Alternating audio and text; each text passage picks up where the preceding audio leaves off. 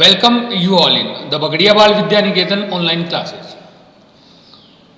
In topic dictionary, the next is working with dictionaries.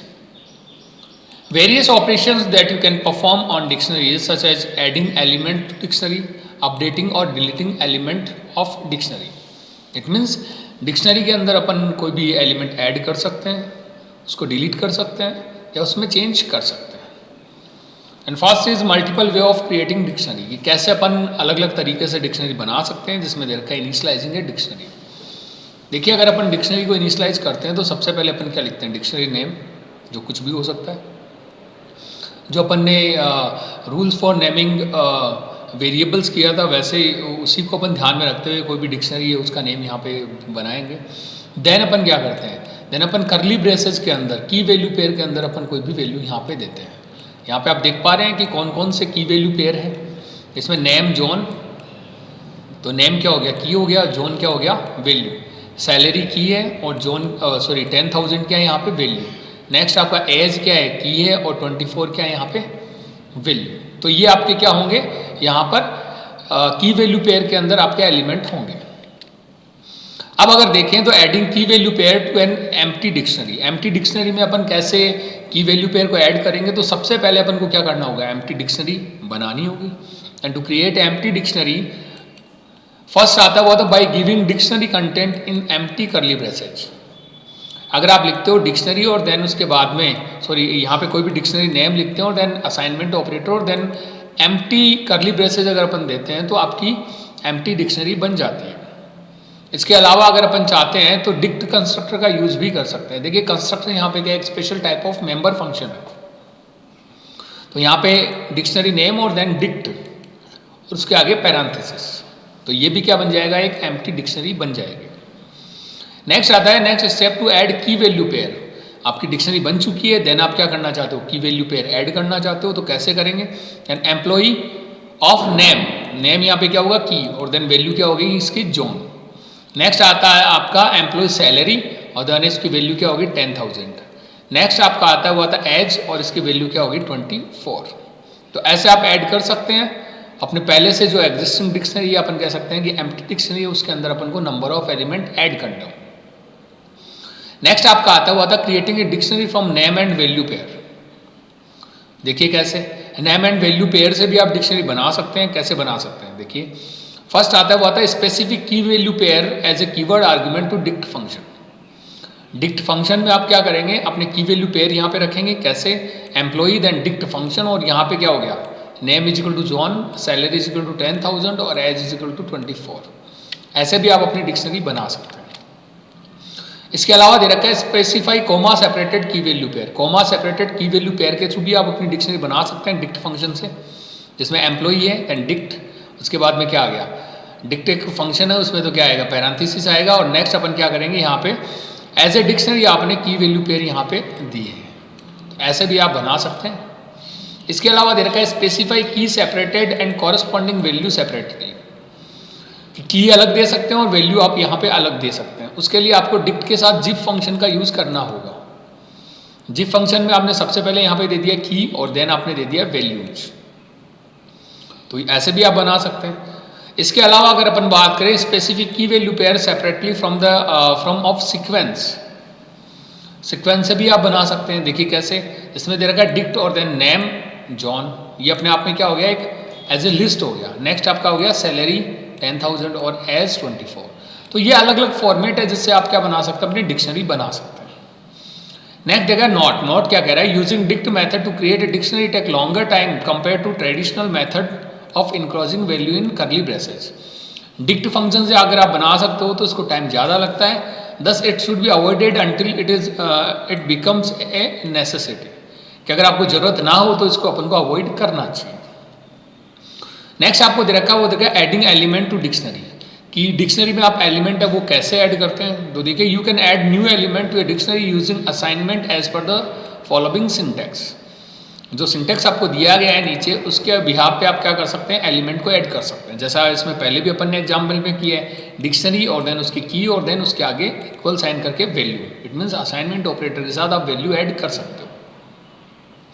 ध्यान में रखने वाली बात यह है, but the key being added must not exist in dictionary and must be unique, कि आपकी की है वो एड इसमें नहीं होनी चाहिए और वो यूनिक भी होनी चाहिए।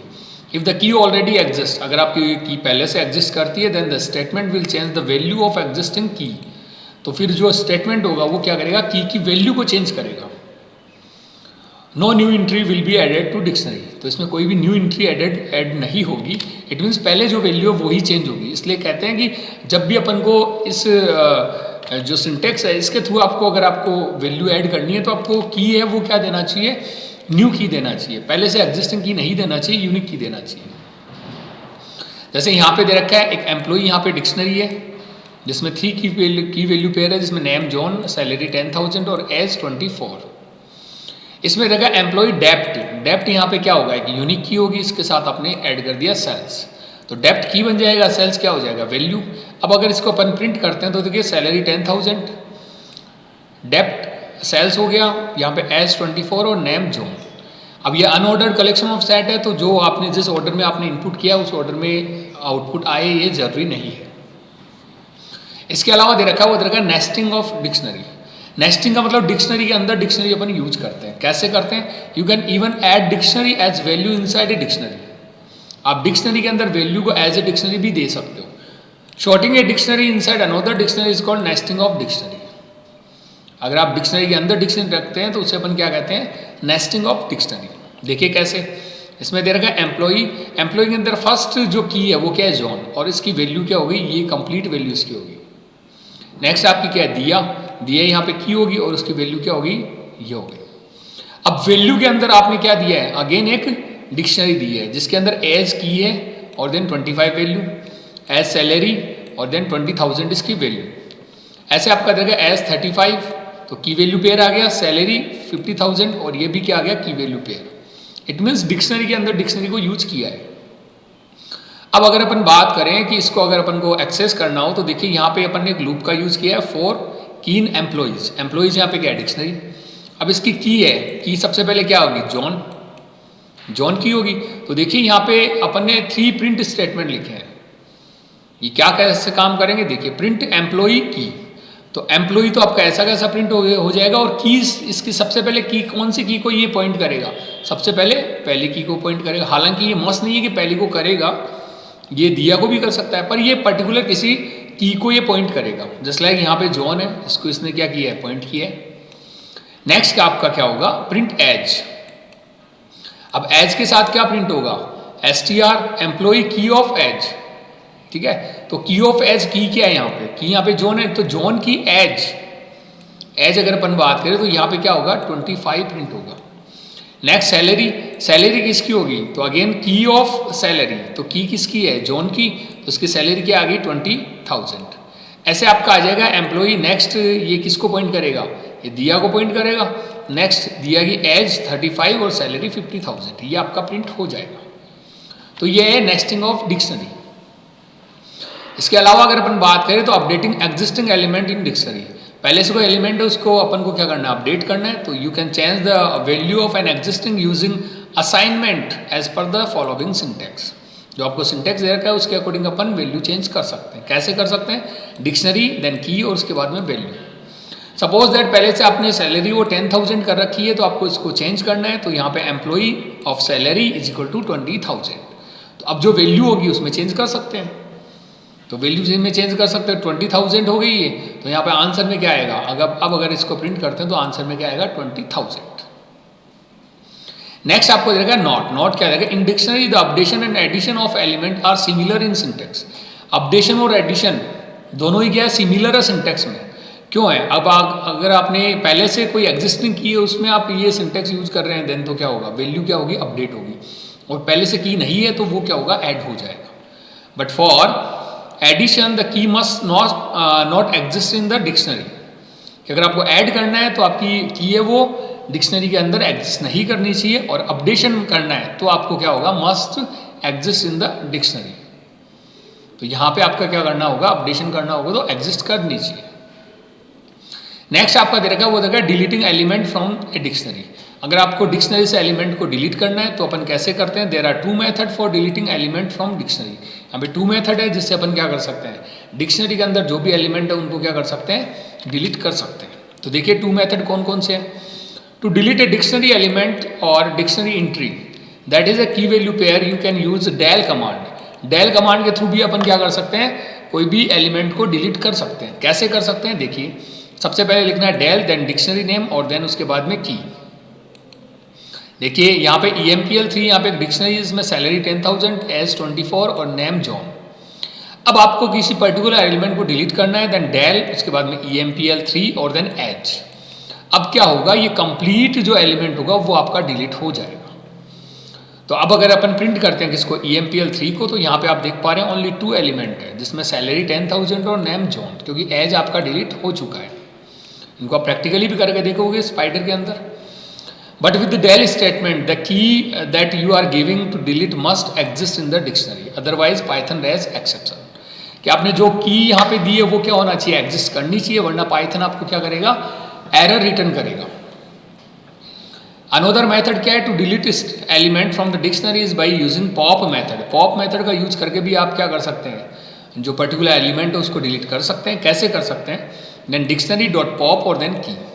ये आपकी डिक्शनरी है EMPL3, इसके अंदर अगर अपन बात करें तो यहाँ पे अपन को क्या करना होगा, EMPL3 करना होगा, सॉरी एम्प्लॉय किसी का आप लिखोगे यहाँ पे EMPL3, क्योंकि डिक्शनरी का नेम क्या है आपका EMPL3 है। Then EMPL3 dot pop age. अब आपने एज को यहाँ से हटा दिया है तो आप देख पा रहे हैं यहाँ पे ओनली 2 एलिमेंट यहाँ पे एग्जिस्ट करते हैं। जो एज है वो आपका यहाँ पे डिलीट हो जाएगा।